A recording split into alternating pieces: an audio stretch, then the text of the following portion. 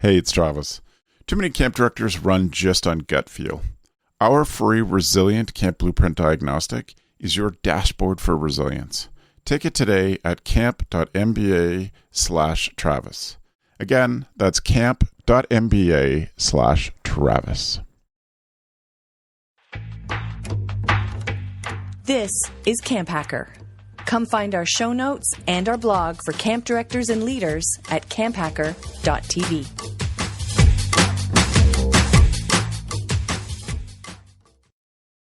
Good day, and welcome to our podcast. This is CampHacker, episode 101, recorded on the 6th of April, 2017. On today's show, camps and the environment. If you would like easy, automatic, free updates of our podcast, you can subscribe in iTunes, Stitcher, or most other places you get your favorite podcasts. This week's CampHacker podcast is sponsored by GoCamp Pro. GoCamp Pro is a year-round resource for the true summer camp mavericks, the camp pros who can't stand it when people say, "But that's not how we do it around here." GoCamp Pro is a community of year-round summer camp professionals, people who empower each other to make the big changes that camp needs so that our campers and staff will go and change the world. Make sure you sign up for the GoCamp Pro newsletter at zoic.ca/GCP-news. And this week's episode is sponsored in part by camp pros like you who support the show on Patreon. If you've got even one good idea from the CampHacker podcast, you could show your support for the show for as little as $1 per episode. We've got some great rewards too, just like a Kickstarter campaign. Please go to patreon.com/CampHacker. We hope you enjoy the CampHacker show. Hello, Camp Pros, and welcome to the CampHacker podcast. My name is Travis Allison. I'm a summer camp marketing and strategy consultant. I am the founder of the Summer Camp Professionals group on Facebook and also one of the co-founders of GoCamp Pro. My work that I do is helping camps translate the wonderful things that they do into a language that inspires camps parents to send their children to summer camp. Hi, and my name is Danny Subin. I'm the founder and managing director of Green Camps Initiative. I'm currently based in Texas, traveling around doing ropes course work and helping to build the sustainable camps movement. And my name is Jacob Rodenberg, and I'm the executive director of Camp Kawartha, located in beautiful Lakefield, Ontario, 2 hours from Toronto. Hello, I am Seth Hirschtal. I am the co-owner director along with my wife, Lauren Popkin Hirschtal of Blue Star Camps. This will be our 70th anniversary season. We are third generation leadership, and we are in the great state of North Carolina.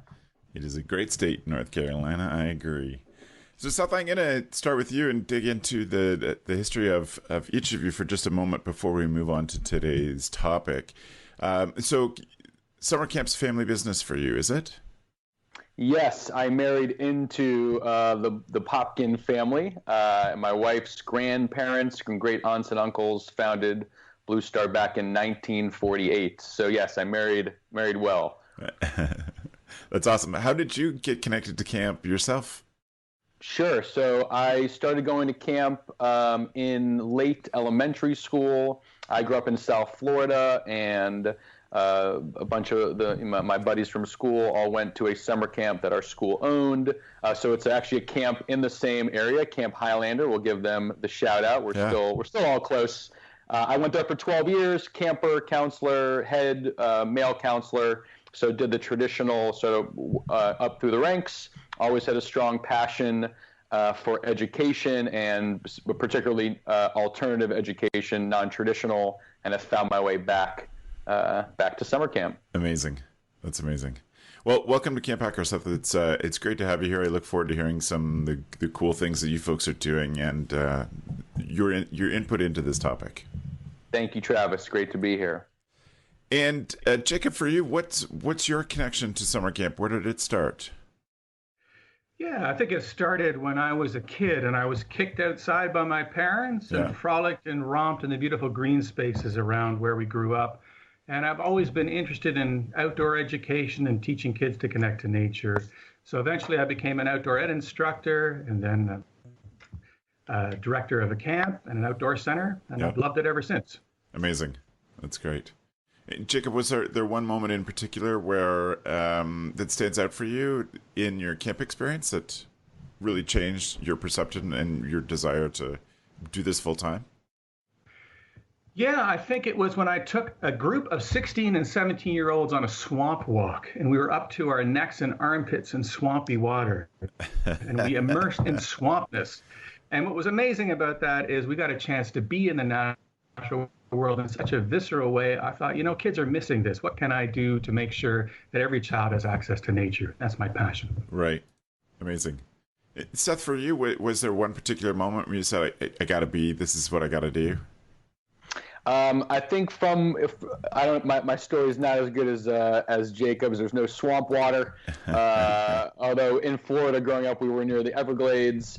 I always loved camp. My closest friends, those relationships that are still with me today, are from camp. So I think the power of those human connections, that's always been there for me. I've always felt on my education journey, which has taken me through Duke, undergrad, and then to the Harvard Graduate School of Education, studying school leadership, specifically, again, non-traditional leadership and education. I've always thought that all of life, takes place in the context of relationships, and nothing has affirmed that and continues to reaffirm that more than the summer camp experience. Right. That's awesome. And the third voice that you've heard, or the bearded guy that you're seeing on YouTube as you're watching this, is Danny, and Danny is the connector between all of us. And Danny, we're going to talk about your project specifically, but your own camp background. How did you get started in camp? Yeah, so my brother actually went to a YMCA camp in North Carolina called Camp Haynes. And I followed in his footsteps as a camper. I was probably 7 or 8 years old, my first summer out there, and spent about 11 or 12 summers going out there, and went up through the leadership development program, had some great mentors, and really got my exposure to leadership and all that camp provides. In college, I was graduating with a degree in sociology, not really sure what I was going to do with that at the time. So I got online, I Googled camps in California. I wanted to be out in California. It's always the dream, right? Yes. And the first thing that popped up was Catalina Island camps. And I applied to be the ropes course director.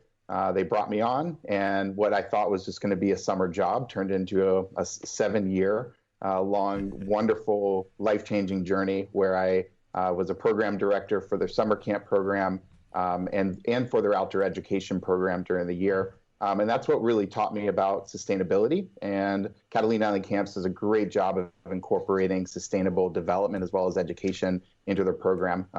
And that inspired me to see where there's an opportunity for additional sustainable growth in the rest of the camp community, and thus started my journey for Green Camps Initiative. Amazing.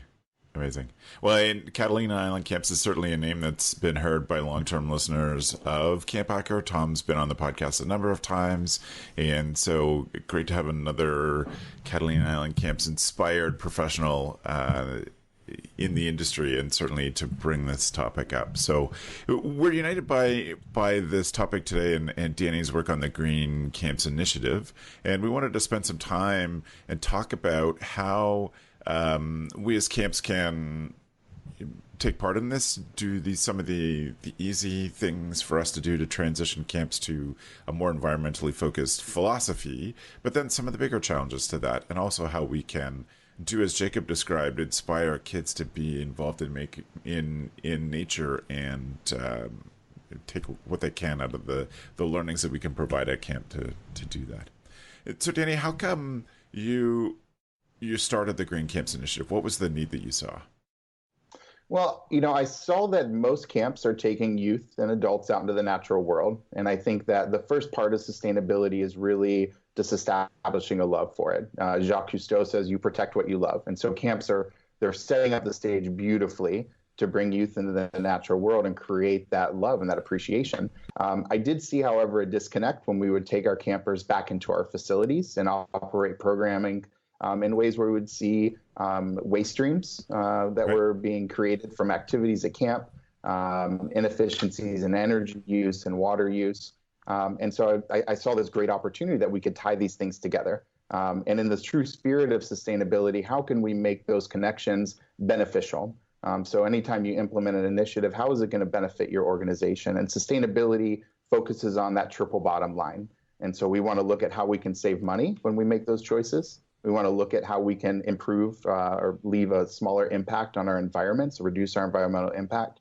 And then also the education or the social opportunity to teach the millions. I think ACA states there's 6.9 million youth and adults in the US alone that are being impacted by camp. And so what a great opportunity to build upon the great education that camp's already providing for critical thinking, those 21st century learning skills, and bring sustainability into those so that we can send our campers home.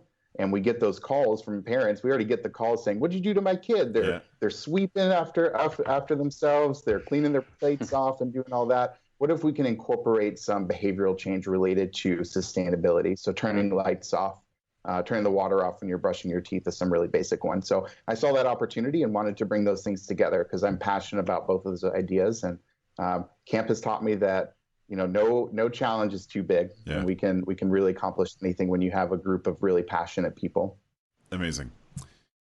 So Jacob, Cape Kawartha has a long history here in Ontario as a leader in environmental education and certainly just environmental consideration in terms of program and facilities impact. What have been some of the things that you have seen that have had the biggest impact, that really have been a cultural change or really get this story out to kids in the best possible way? I think one of the most important things we can do for children is teach what are called the 4 R's from Anishinaabe tradition or Ojibwe tradition, which are the First Nations people of this land and this area. They talk about building a relationship. And so what we talk about relationships, we mean, building understanding and empathy between ourselves, but we should also extend that out to the living world and recognize that the community we live in is more just than the buildings and streets, but it also is the living things that we're immersed in.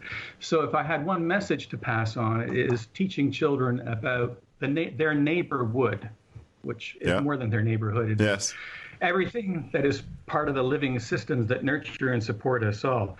But, from relationship flows the idea of respect. Once you recognize that you are surrounded by beings, not just objects, then you're going to treat them with a bit of respect. And then from that, it's the idea of reciprocity, that you recognize nature and the natural world gives, so you want to give back.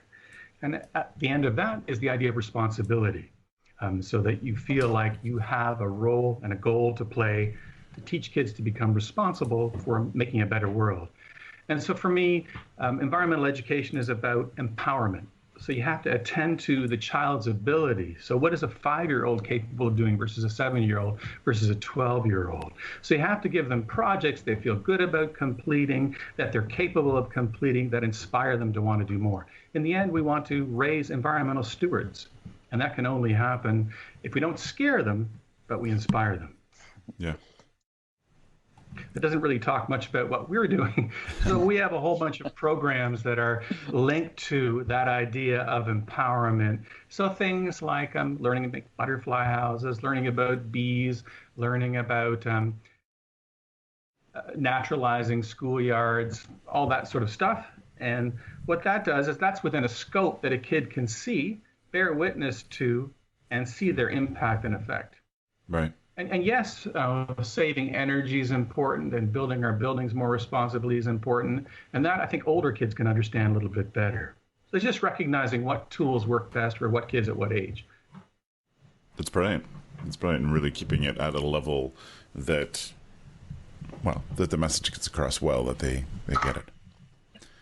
Yeah. And if I can just say one more thing, we're working on what we call a pathway to stewardship, where we have land trust, conservation authorities, school boards, and we're trying to isolate what we feel kids need at every age to become engaged stewards. And we're trying to coordinate our efforts, camps and schools and conservation areas, to make sure that every kid has those seminal experiences so that they'll grow up to be stewards. And if anyone's interested more about that, just Google Pathway to Stewardship. Great. Thank you for that.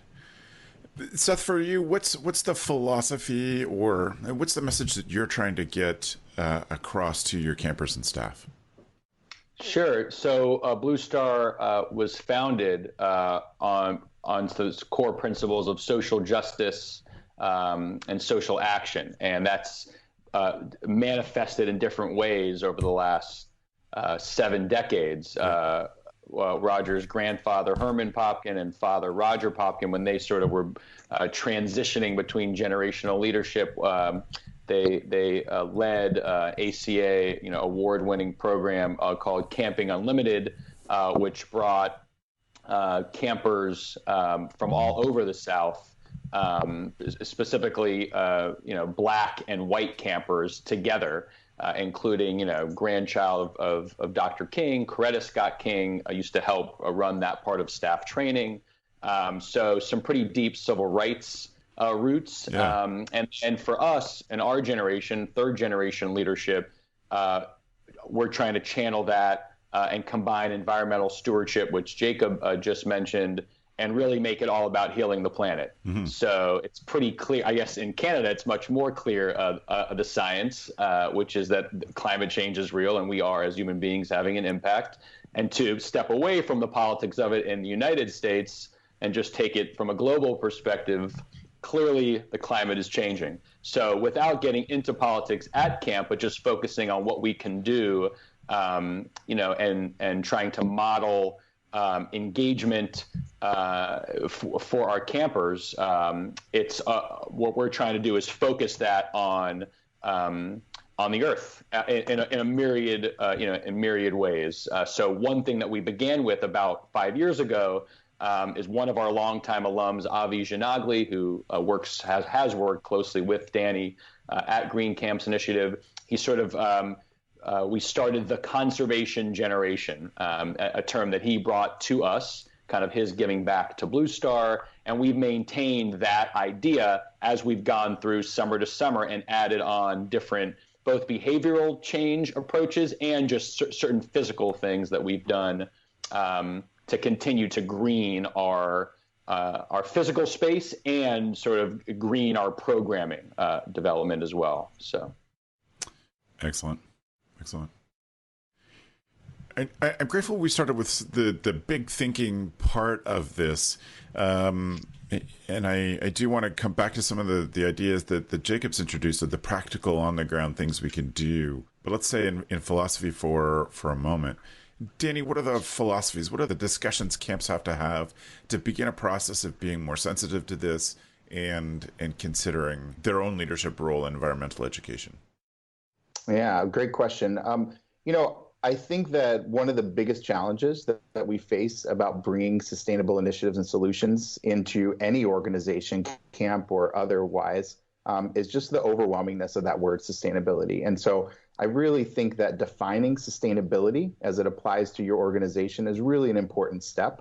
And doing that by getting key stakeholders within the organization to come together that are really interested, not drug in there necessarily, although sometimes that can be beneficial too, but just have the conversation and create a definition, create conservation policies, and include it in your mission. And it's going to look different for everyone. And that's one of the things I've really liked about working with the different camps that I have is that, when I can give you a template for what a green team looks like or for what a conservation policy looks like, I tell you to tear it apart and make it your own, because you can learn from what other camps are doing. But ultimately, if you take ideas of what other people are doing and you haven't thought about how they fit in within your organizational model, then it's going to be really challenging.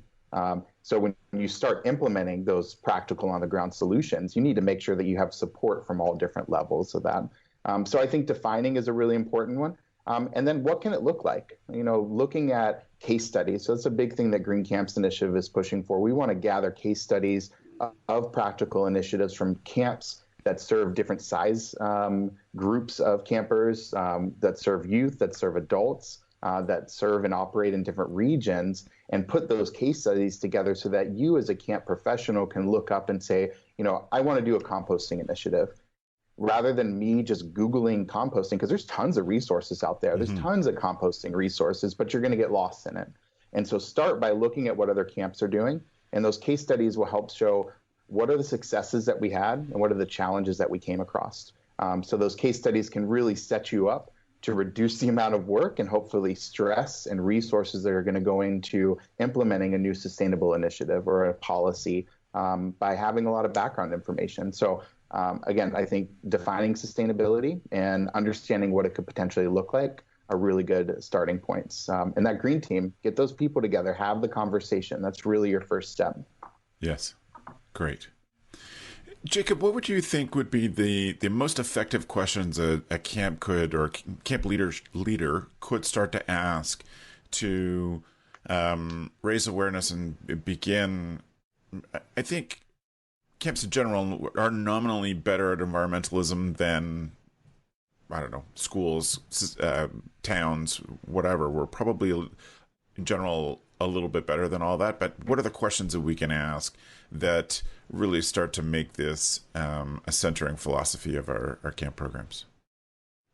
Yeah, it's a very good question. I think it comes down to agency. And Right. what I mean by that is, what do the resources enable our camp to do? Yeah. So it might be a small camp with not much of a reach, but within the culture of your organization, can you, for example, include more nature-based programming, include a couple of elements of how you save energy, how you reduce your ecological footprint. So I think you have to start where you are and make small but determined steps. And you can, through that, those small steps can add up to make a big difference. So there's no one size fits all. I think, partnering with other camps is a great idea. Partnering with other organizations and seeing what they're doing and learning from them is a tremendous idea. And I think Green Camps has a great role to play in helping connect camps to resources. So kudos to Danny for making that happen. Thank you. That's awesome.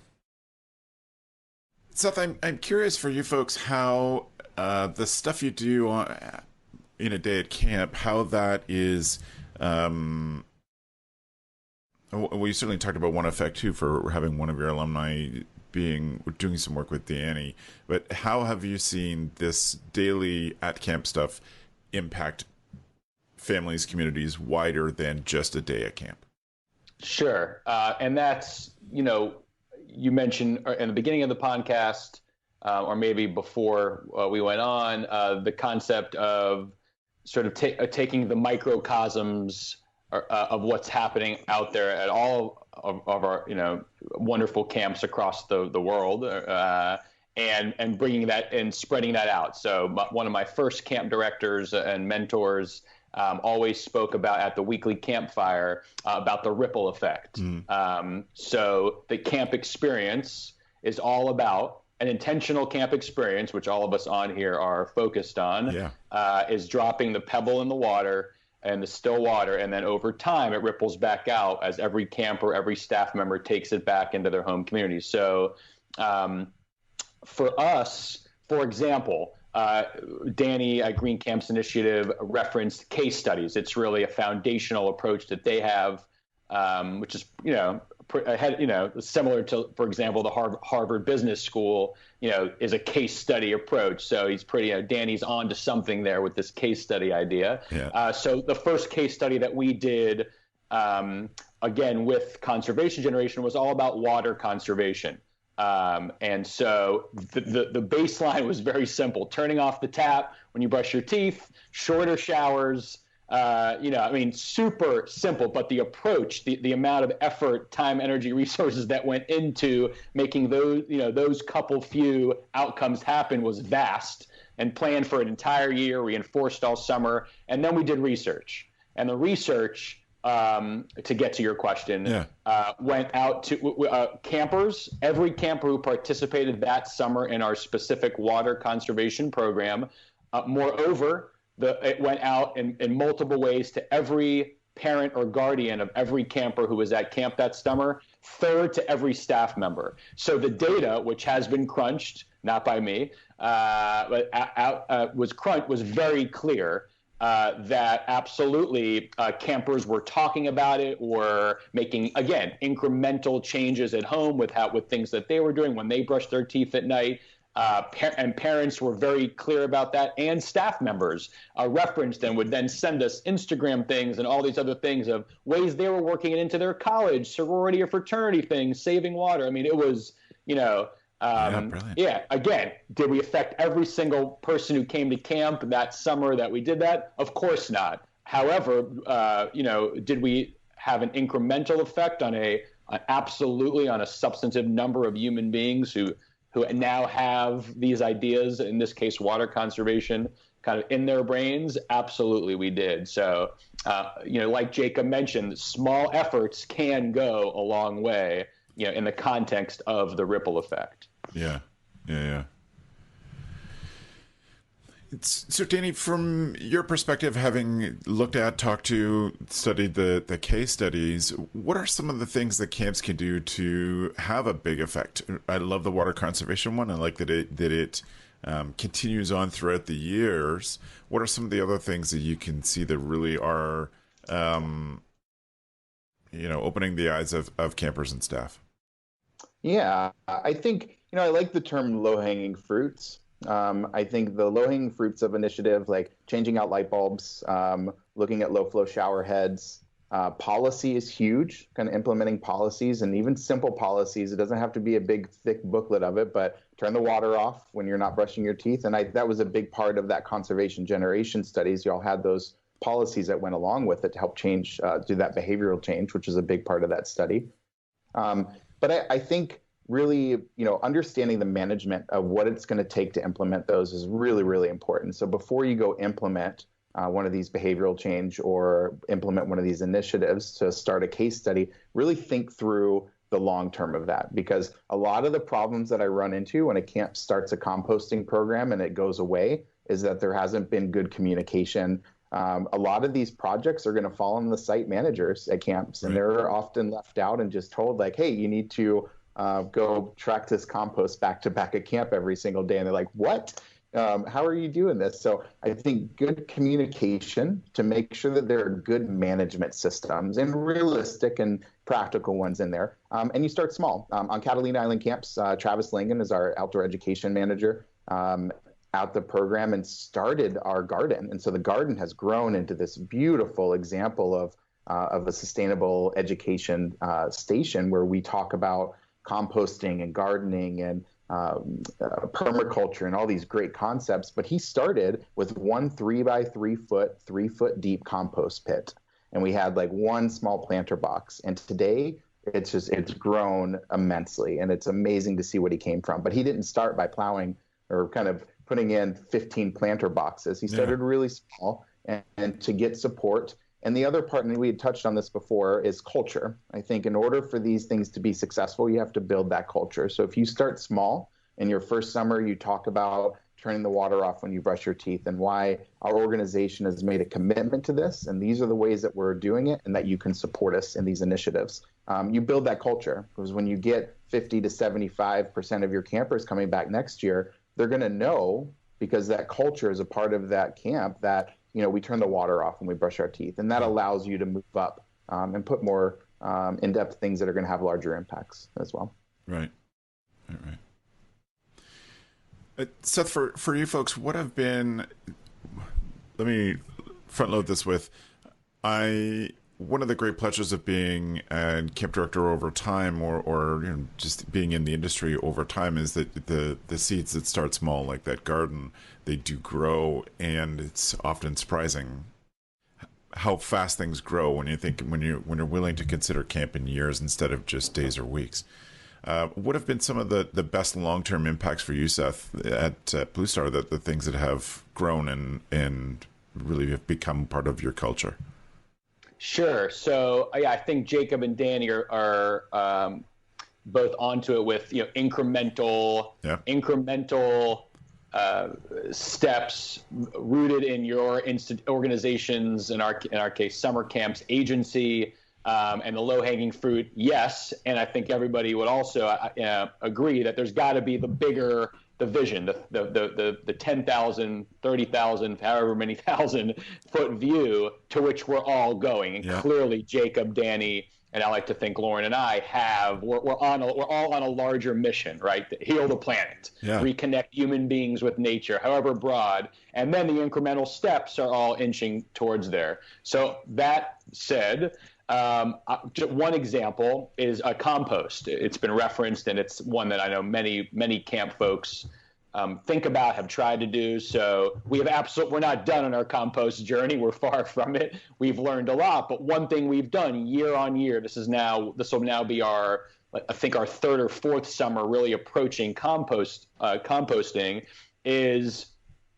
we started, I think the first year, at one of our massive camp-wide events where we had the entire camp's attention, and our oldest campers do like a week in review, funny video, whatever. I had all of the cool leadership staff, all of our unit leaders who work with all of our campers across all ages, dressed up, silly Blue Star headbands, bright colors, and we had these painted, the arts and crafts, our fine arts, our pottery, our specialty staff, painted these beautiful bins, but made them look really nice. Yeah. And we just did this ridiculous, silly summer camp skit that we made up right before, and they were into it. They had passion, they had purpose. And then those compost bins found their way into each of our dining halls.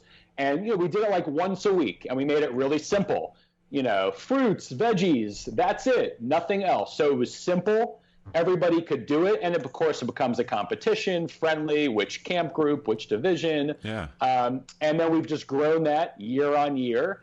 And now we're finally at a place where, and it's gone to our garden, farm and barn area as well, and some campers who sign up for those options get to experience it at a deeper level. And now we're ready to take the larger step finally and actually contract with an organization in the Western North Carolina area to actually take all of our other food waste that's not otherwise being used properly, and actually get that out of camp to even better usage. So starting small, behavior change, get that, and also structurally, how can we take all the other food that's not being composted by our campers and actually get it to good use? So building it over time. Yep, that's great.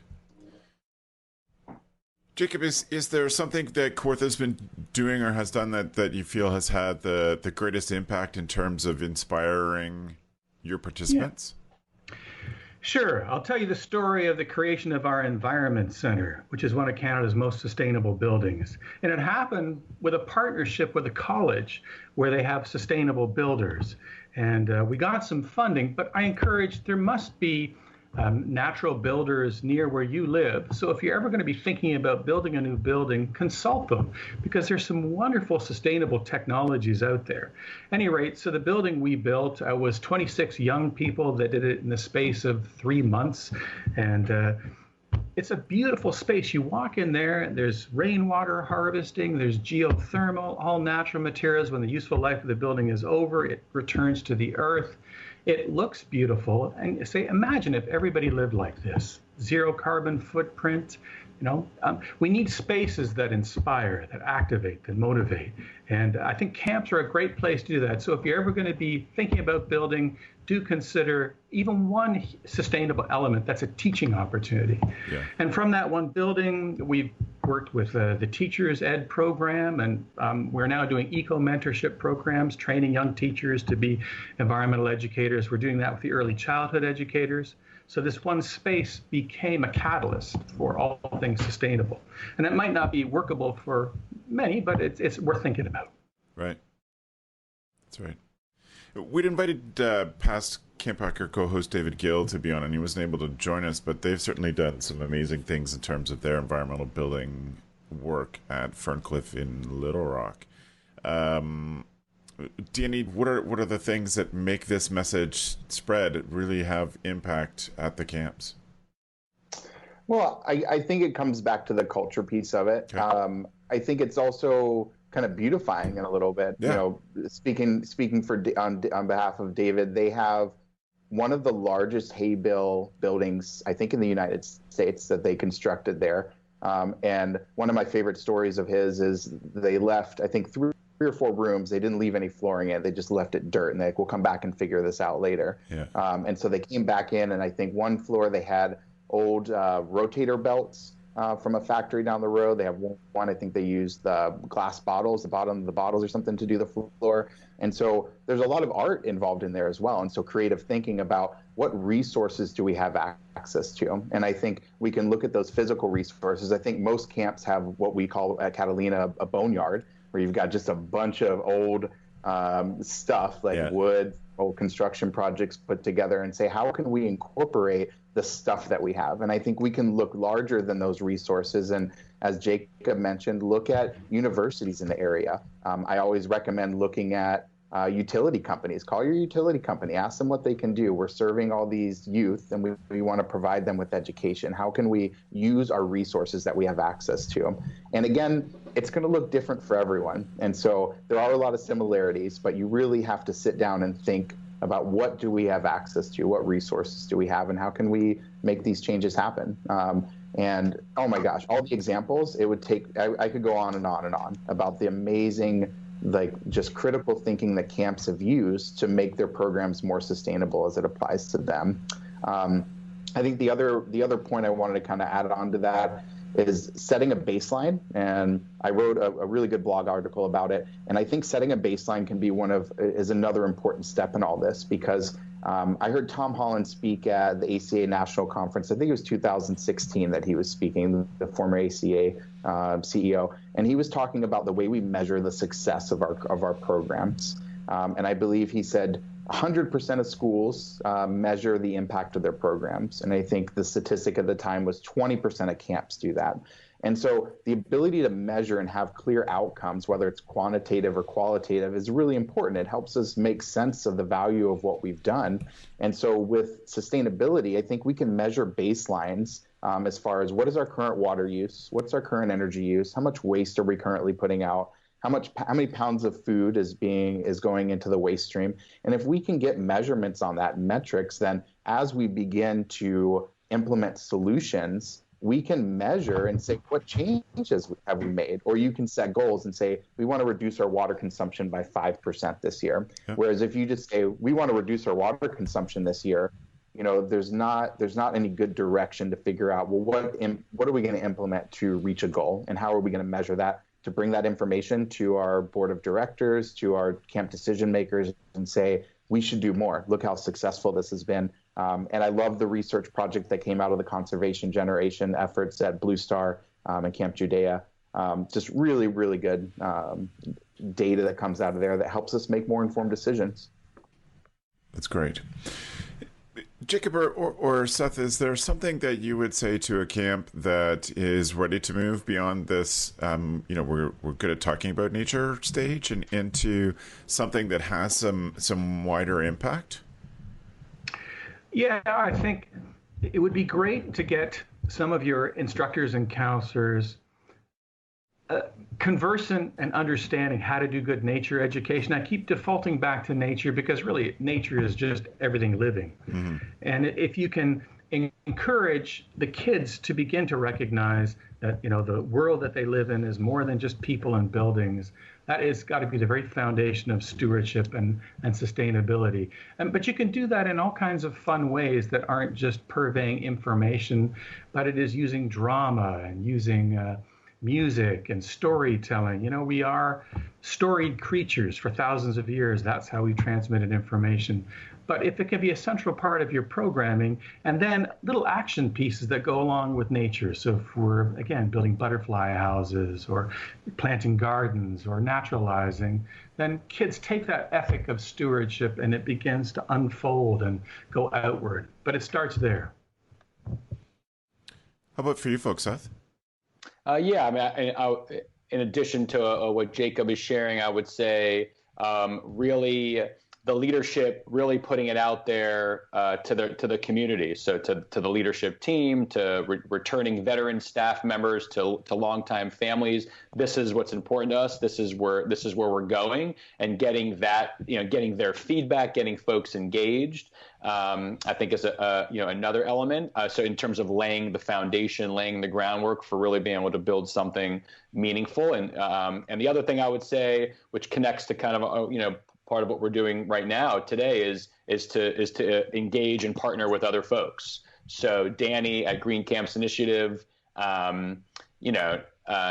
is doing this. He's putting us together. I didn't even realize, but he got me in touch with the Ferncliff folks last year, and we modeled our evolving conservation policy document on theirs. And we put it, it's in our own language now, but the template is theirs. I mean, very explicitly.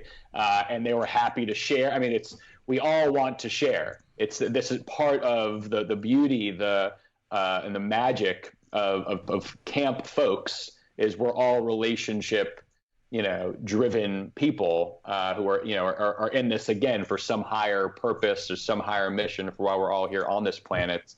And we all want to engage with others. So there's many folks out there. Danny in Green Camps is a great place to start. And he loves, Danny does, to connect you with other folks. Yeah. It's really, I think that's another important part. Fantastic.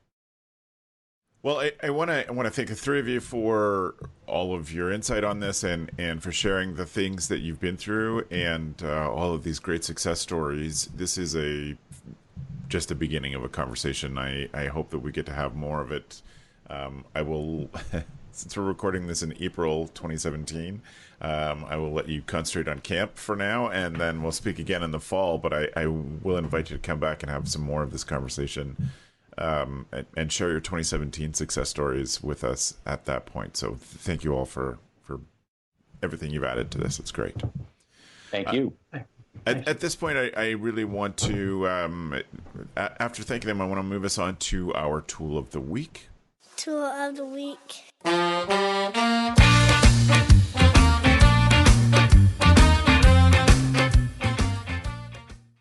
If you are just joining us, if you're a Green Camps Initiative camp and heard from Danny that we're talking about this, and it's your first time listening to CampHacker, this is episode 101. So I would invite you to check out camphacker.tv/podcast for all of our past episodes and the things that come from this Tool of the Week section. I was teaching this week at the Mid-States Camp Conference, and a number of people came up to me then and said how much they love the Tool of the Week section, but also how expensive it has been for some camps, as they hear other camp directors offer cool suggestions of things that can help them be a better camp director. So I welcome you to this section of the podcast. I'm going to start with you, Seth. You had some really interesting stuff that you brought to the table for your tool. So what are you bringing that will help people be a better camp director? So humbly, I will suggest two offerings. One is an idea that's free, and one is a book that I think you do have to buy. But the idea is just being relentlessly focused on your organization's core values, and making them real, and bringing them to life, and connecting that to the type of internal culture that you're trying to create, because we believe that radiates out to the world, and just cannot emphasize that enough. Core values and culture, it's all about that. And that's where I like to spend a lot of my time. And then a book to go along with that, our internal professional development for our leadership team this year has been this book. If I don't know if anybody's going to see it, The Ideal Team Player by Patrick Lencioni. Might be mispronouncing his name, but recommended to us, from a trusted, a longtime friend of Blue Star, and been really meaningful for our team to engage in a work together, kind of an internal book club towards the core values, culture, end. So that's great. So as follow-up to that then, Seth, what do you folks define as the core values of Blue Star? Our core values are: let your light shine, bleed Blue Star blue, when climbing pinnacles stick together, be a breath of fresh mountain air, and keep on keeping on. Brilliant. Thank you so much. All right. Thank you for those. I'm definitely going to look into that book for sure. That's a great one. I think one of the great pleasures of this part of the podcast is the massive number of good books that have been recommended. Jacob, what's your tool of the week? Oh no, here's another book. Good. And this one I helped to write. It's called The Big Book of Nature Activities. I don't know if you can see it there. But it is all about nature activities you can do with kids throughout the year, but a big section on summer as well. And it's activating your senses. It is learning what lives in different regions throughout North America and what you might find in the insect world, in the bird world, in the mammal world, and lots of creative, fun suggestions. And if you can't afford that, that's fine. I know some camps are resource pressed. I'm going to suggest a couple of websites to visit that get at some of the same thing, what's happening in nature at any given time of year. Step Outside is a great one. Just Google Step Outside. Or Drew Monkman Phenology. He's the co-author of this book, and he's a wonderful naturalist, and he'll tell you what's happening in nature. That is great. Thank you, Jacob. What a great idea that ties in so well with the theme. Danny, what's your tool? Oh my gosh, I want to share so many tools right now, Travis. I'm going to try to keep it focused. So the main one I bring to the table is a PDF document that I put together with 10 free camp sustainability solutions. And these, as we mentioned before, are kind of those low-hanging fruits, things that are going to take very little to none investment of time, money, or resources to implement new solutions. Some examples are changing the computer settings. There's a lot of really energy efficient, easy settings that you can change there. Maybe doing some battery recycling. Meatless Mondays, we had a great, on Catalina, we took out meat from one meal a day, and we were able to use the savings, because bacon is super expensive, to bring in organic produce. And so there's a lot of ways that you can use some of these simple solutions to build upon to find some others. And then create signage for each sustainable solution is another big one. So there's 10 of those on there, super simple to implement. And then the larger resource, this can be found on the Green Camp's website under our resource section. There's tons of stuff on there. I know Seth was talking about composting. I did a composting webinar about a year or so ago with Camp Stevens in Julian and Frost Valley in New York with some of their composting efforts there. And then just in general, find Green Camp's initiative on Facebook, join our newsletter, and check out our new website that we'll be launching at the end of April for more information about how you can participate in what Green Camps is doing. That's great. Thank you for that. Well, my contribution to the tool of the week is probably a lot more frivolous than what the three of you have brought, but something that I needed as a counselor and a summer leadership team member, but didn't have, but something that I have picked up since.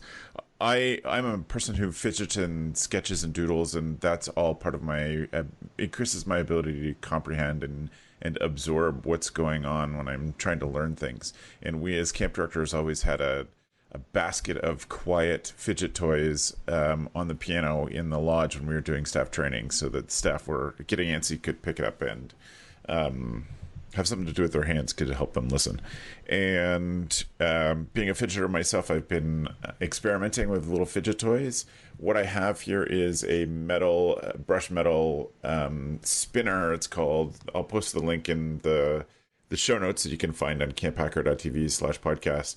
But it is a toy that just spins, and I keep it in my pocket, and I find myself sometimes subconsciously pulling it out and playing with it.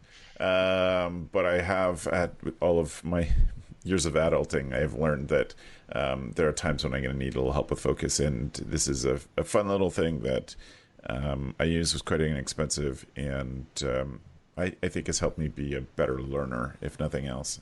Probably a better listener too, I think. So we will post the links to all of these 4 tools of the week. And you can see all those in the previous ones at camphacker.tv/podcast. And if you are watching this video on YouTube instead of being a listener to the show, I would invite you to open up the podcast app on your phone and search for CampHacker. That's all one word. And you will see this and our Camp Code podcast as well, both available there, that you can subscribe. And that way the show just shows up for you on your phone instead of you having to go to YouTube to find the video. So I think that's a nice and easy way to do it. And there's also, as I mentioned, 100 previous episodes of this that give you something to listen to when you need a little break from people calling your name. So is the one thing that I found at the end of the summer. I was like, I would like to go through for an hour without somebody just calling my name to ask me something. So we offer you the CampHacker podcast as a solution to that. I really do want to take time to thank all three of you for being here, for adding so much to the conversation for what's going on with summer camp professionals in general, and specific to this issue of what we can do to give our staff and campers the tools to be better citizens of the world. So I'm grateful for that.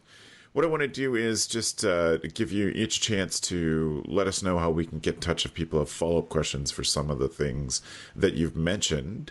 Seth, what's the best way to reach out to you?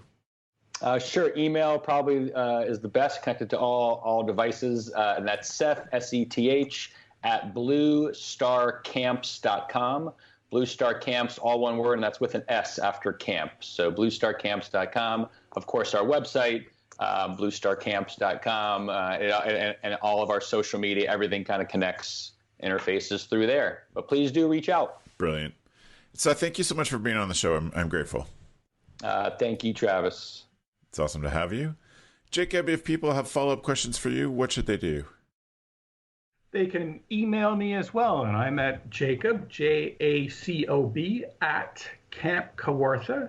Camp Kawartha spelled CampKawartha.ca, Jacob at campkawartha.ca, or you can Google Camp Kawartha. And always a pleasure to speak with people. It excites me to make partnerships. Amazing. Thank you for being here, Jacob. My pleasure. And Danny, you are the man with all the resources and lots of opportunities for camps to get involved in this in big and small ways. If they have follow-up questions for you about the stuff you talked about or about Green Camp's initiative, what should they do? Yeah, so our current website, I did mention we're doing a relaunch. So you can check out what we have right now. There's tons of stuff on there. It's a little overwhewing, so we're going to try to package that down a little bit so it's more user-friendly. But the website is www.greencampsinitiative.org. That initiative is not the most fun word to type in there. But we are doing a relaunch, and we will be changing our name to Green Camps. And so eventually, hopefully by the end of the month, it'll be greencamps.org, a lot easier to type in and remember. Yeah. And my email address is just Danny at greencampsinitiative.org, which we'll change to Danny at Greencamps. But I would say right now the best way to stay in touch and ask questions is through social media. Follow us on Facebook, and please, we're trying to grow our social media presence. And so liking us on Facebook would be a huge benefit. And then on the website, you can find a link to join our newsletter.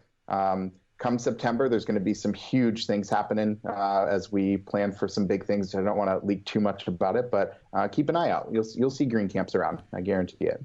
Wonderful. Thank you, Danny, for pulling all of us together in this conversation.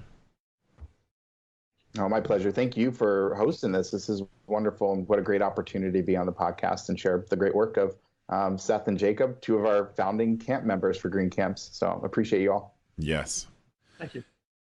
Thank you to all three of you. Again, I've said it a number of times today, go to camphacker.tv/podcast if you have any questions, you want to see the previous episodes, or you'd like the links to get the suggestions and the tools from this week.